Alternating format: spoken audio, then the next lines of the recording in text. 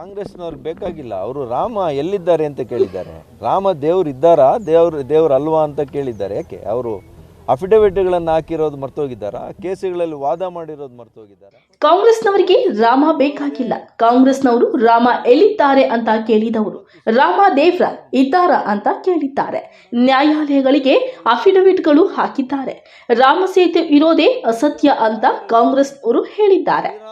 ಶ್ರೀರಾಮನೇ ಇಲ್ಲ ಅಂದ ಕಾಂಗ್ರೆಸ್ನವರಿಗೆ ರಾಮ ಬಗ್ಗೆ ಭಕ್ತಿ ಅಕ್ಕರೆ ಬಂತ ಅಂತ ಚಿಕ್ಕಬಳ್ಳಾಪುರ ತಾಲೂಕ್ ಅಡ್ಗಲ್ ಗ್ರಾಮದಲ್ಲಿ ವಿಕಸಿತ ಭಾರತ ಕಾರ್ಯಕ್ರಮದಲ್ಲಿ ಮಾಜಿ ಸಚಿವ ಡಾಕ್ಟರ್ ಕೆ ಸುಧಾಕರ್ ಪ್ರಶ್ನೆ ಮಾಡಿದ್ದಾರೆ.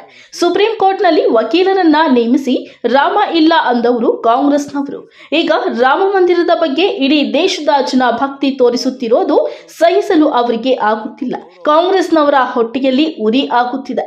ಅದಕ್ಕೆ ಏನಾದರೂ ಸ್ವಲ್ಪನಾದ್ರೂ ಗೌರವ ಉಳಿಸಿಕೊಳ್ಳೋಣ, ಹಿಂದೂಗಳ ಮತ ಬ್ಯಾಂಕ್ ಪಡೆಯೋಣ ಅಂತ ರಾಮ ಮಂದಿರದ ಬಗ್ಗೆ ಮಾತನಾಡುತ್ತಿದ್ದಾರೆ ಅಂತ ಕಾಂಗ್ರೆಸ್ ನಾಯಕರ ವಿರುದ್ಧ ಕಿಡಿಕಾರಿದ್ದಾರೆ. ಅವರು ರಾಮ ಎಲ್ಲಿದ್ದಾರೆ ಅಂತ ಕೇಳಿದ್ದಾರೆ. ರಾಮ ದೇವ್ರು ಇದ್ದಾರಾ, ದೇವ್ರು ಅಲ್ವಾ ಅಂತ ಕೇಳಿದ್ದಾರೆ. ಯಾಕೆ ಅವರು ಅಫಿಡವಿಟ್ಗಳನ್ನು ಹಾಕಿರೋದು ಮರ್ತೋಗಿದ್ದಾರಾ? ಕೇಸುಗಳಲ್ಲಿ ವಾದ ಮಾಡಿರೋದು ಮರ್ತೋಗಿದ್ದಾರಾ? ರಾಮ್ ಸೇತು ಇರೋದೇ ಅದು ಸತ್ಯ ಅಲ್ಲ ಅಂತ ಹೇಳಿದಂಥ ಕಾಂಗ್ರೆಸ್ ಇವತ್ತು ಶ್ರೀರಾಮ ಭಕ್ತಿ ಬಂದ್ಬಿಡ್ತಾ ಅವರಿಗೆ. ಯಾಕೆ ಇತಿಹಾಸದಲ್ಲಿ ತೆಗೆದು ನೋಡಿ ನೀವು. ಸುಪ್ರೀಂ ಕೋರ್ಟ್ನಲ್ಲಿ ಅವರು ಲಾಯರ್ಗಳನ್ನು ಇಟ್ಟು ಶ್ರೀರಾಮರೇ ಇಲ್ಲ ಅಂದಂತಹ ಒಂದು ಕಾಂಗ್ರೆಸ್ಸು ಇವತ್ತು ಶ್ರೀರಾಮರ ಬಗ್ಗೆ ಯಾಕೆ ನಿಮಗೆ ಅಕ್ಕರೆ ಬಂತು ಸಡನ್ನಾಗಿ?